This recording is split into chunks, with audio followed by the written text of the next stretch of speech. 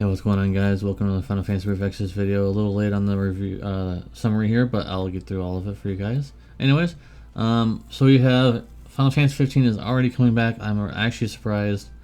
If you remember correctly, they already did Final Fantasy 15 a little bit before Neo Vision Plus was a thing, so it's actually surprising that they go right back to it. And they basically just made, they just basically made the other Noctis, as a Neo Vision Plus. It's the same as the young Noctis again, with the stuff floating, the weapons, weapons floating around him, of course, as they should. But yeah, I guess this time is a little more special because Luna Freya is in it, and yeah, let's look at that. Anyways, Ardyn is also getting a Neo Vision Plus unit, and these are not upgrades. Sadly, these are the old ones. Sadly, are just kind of left in the dust, and hopefully, from what I see in the preview, at least from Noctis, hopefully they'll not both be the same this time, because that was just really embarrassing. Hopefully, neither of them are Dragoons, because at this point in the game, Dragoons are just a dead mechanic and probably never be resurrected ever again. So just forget about that mechanic ever again. So Noctis is 1,250% for Royal Arms or World Savior. Royal Arms is pretty good, but World Savior, 30% OD for pure damage for Royal Arms, just like how Tidus had 30% damage boost for water. So there's that, and then also he has some categories: Crystal Blessing, of course. Royal Arms, World Savior, Swordmaster. So not an insane amount of categories, sadly.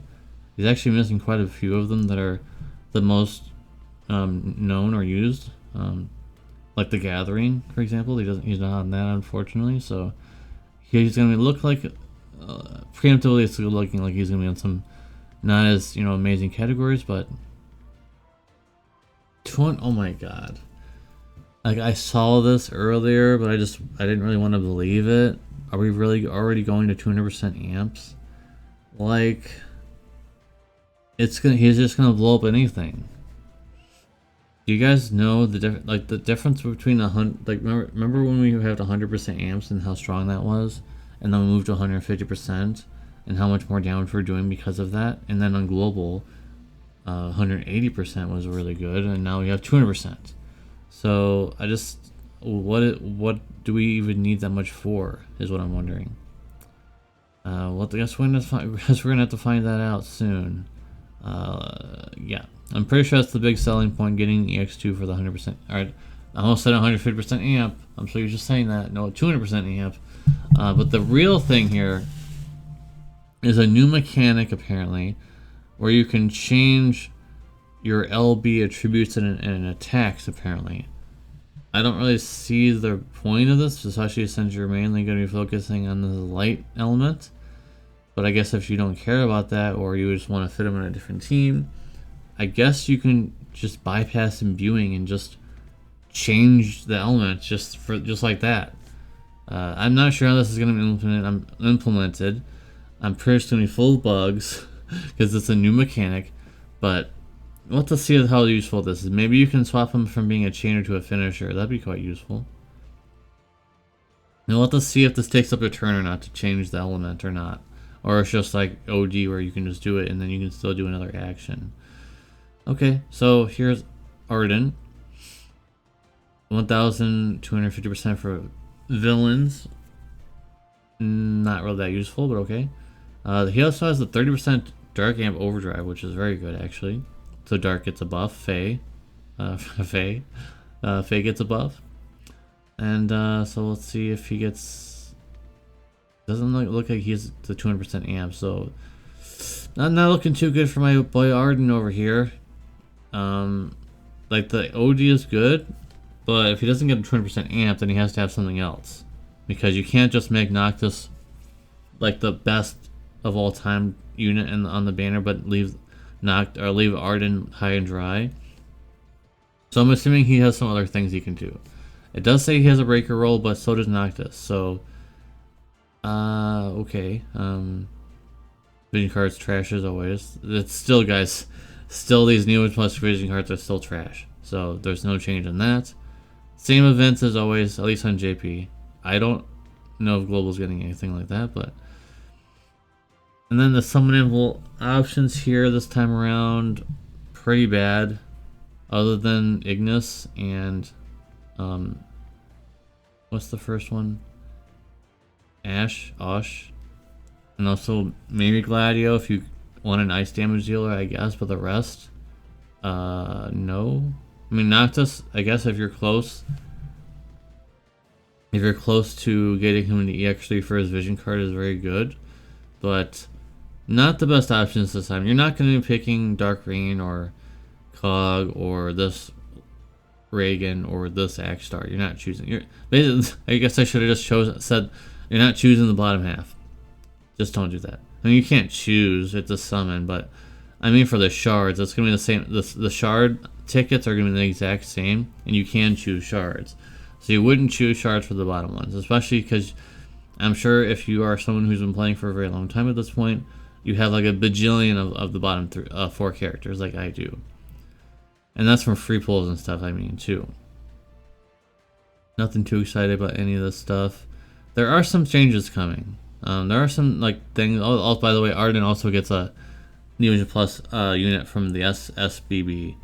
So that's interesting that they would do 2 Ardyns. That's not really something that they would normally do. Vision World. So there's a Vision World. So there's arena changes, finally. So there'll be some arena revamp. And also, an interesting thing where if there's a current bonus in arena, and you want to, and if you put that bonus unit in your item world or whatever it's called on global, you know what I mean when I say item world.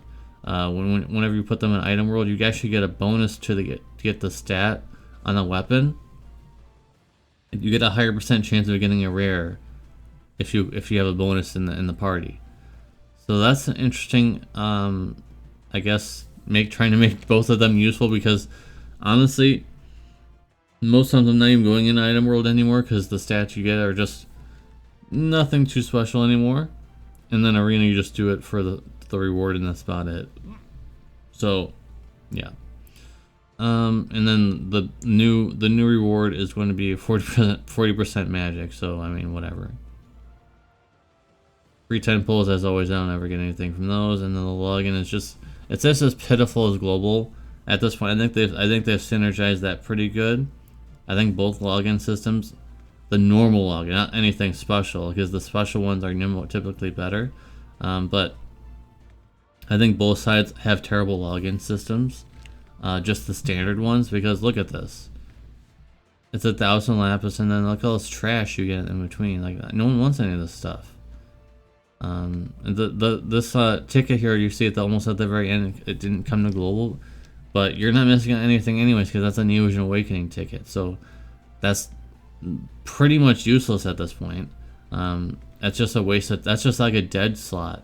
The one before the 500 lapis, that's just like a dead slot at this point, because there's no more Neogen Awakenings. So what are you using that on? Nothing. And then I guess this is going to be a common occurrence now that they've been doing this 5 coin, where you can summon for 1 Neogen character. Could be a Neogen Plus character, but most times it's just going to be a Neogen character that you probably have like a bajillion of. But the option is there for free as long as you do some missions. So that's pretty good. And that's it. So what do you guys think about this new mechanic? What do you guys think about the arena and item world changes? And what about this Noctis change where you can like change your LB or something? It's kind of crazy. And also the 200% amp, which is 20% more than what Global can even do in Clash of Wills, that's restricted to Clash of Wills, and this guy can just do it at EX2, which is pretty standard. You know, when it was Neogen, when we were back in Neogen era, it was EX2 was the requirement anyway. So yeah, let me know in the comment section what you guys think about Noctis coming back already, and also another Ardyn. I don't think anything's gonna beat that CG animation that the original Ardyn had, though. The CG animation, I still feel like that's one of the best CG animations in the game, and obviously they can't redo that, so I don't think he's even getting a CG this time. The Noctis is getting a CG, I believe. Like this one right here. This is just one of the pictures, and it's just kind of. Anyways, let's stop talking about the Lunafreya. I know. Anyways, she's in the picture too. All right, let's get out of here. I'm gonna get out of here before I talk too much about the Lunafreya. Thank you guys very much for watching. Appreciate you, and I hope to see you in the next video, which is tomorrow. Peace.